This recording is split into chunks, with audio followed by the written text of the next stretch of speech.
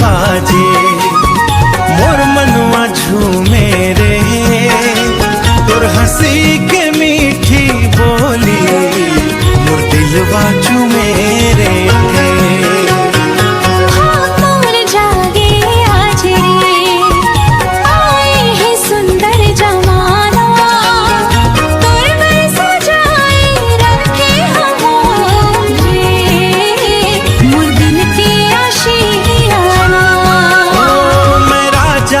राजकुमारी राधा बन के आ जा रे, मैं बनवारी ते मोर राधा, तीर के रंग चढ़ा जा रे।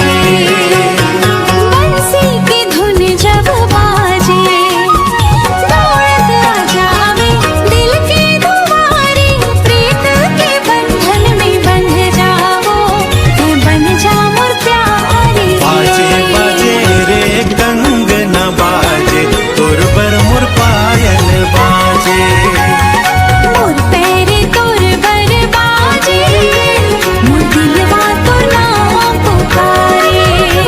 दीवाना तो मैं हम दीवाना, ते मोर गहना ते मोर खजाना, माया के गठरी बांध के रानी, नैना ले नैना मिलाना।